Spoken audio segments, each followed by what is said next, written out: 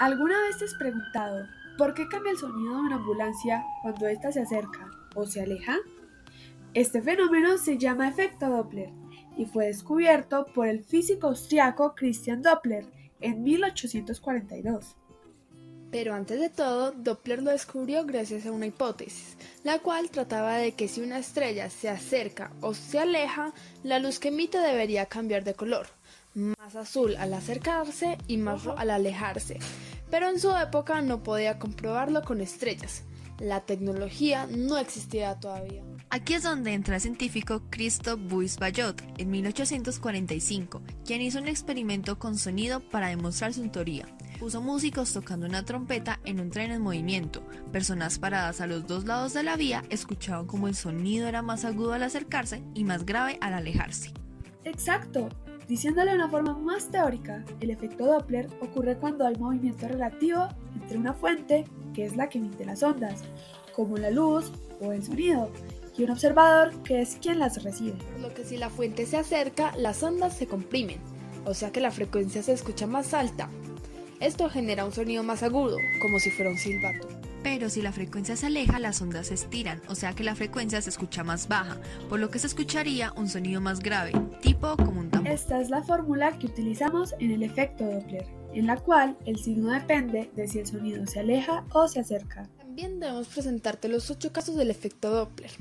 El primero trata así: la fuente se acerca al observador, pero el observador está en reposo.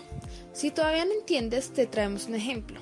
Imagina que una ambulancia se acerca a ti en la calle, pero tú estás quieto. Lo que pasaría aquí es que las ondas se comprimen delante de la ambulancia. También encontramos la segunda, la cual nos dice que la fuente se aleja del observador. O sea, imagínate que la ambulancia ya pasó y se aleja, por lo que las ondas detrás de la fuente se estiran.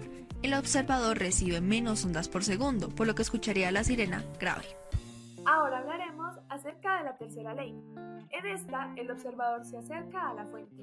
Por ejemplo, visualiza que la fuente está fija, como un parlante sujeto a un poste. El observador se mueve hacia él y a medida que se acerca, choca con más ondas en menos tiempo, lo que significa una frecuencia más alta, por lo que escucharás más agudo.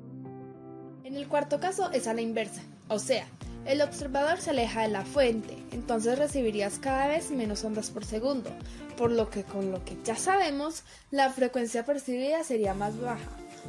Tipo, un sonido más grave es lo que oirías. En el quinto caso, la fuente y el observador se acercan uno al otro, por lo que aquí ambos se mueven en dirección contraria y se aproximan. Déjame explicarte qué es lo que pasa. La fuente comprime ondas y en este lapso de tiempo el observador se mete en ellas. Su resultado es una frecuencia percibida mucho más alta. Eso significa un sonido muy agudo. Por el contrario, en el sexto caso pasa al revés. La fuente y el observador se alejan en direcciones opuestas, o sea, uno va para la derecha y el otro va para la izquierda. Lo que pasa aquí es que la fuente alarga las ondas y el observador al mismo tiempo se aleja de ellas. Esto significa que la frecuencia es más baja, por lo que el sonido es más grave. En el penúltimo caso, la fuente y el observador van hacia adelante, uno detrás del otro. Si la fuente es más rápida, alcanzará al observador y las ondas se comprimirán, o sea, una frecuencia más alta. Si la fuente es más lenta, el efecto se nota poco. Por último, el octavo caso. El observador persigue a la fuente, corre detrás de ella. En el caso en el que el observador va más rápido, se mete en las ondas de frecuencia, escuchándola más alta. Si va más lento, apenas notará el cambio. Pero si va a la misma velocidad que la fuente, no sentirá ningún cambio. Escuchará el sonido igual. Por lo que si te imaginas, el que corre detrás lo escuchará mucho más agudo a diferencia de alguien que esté quieto.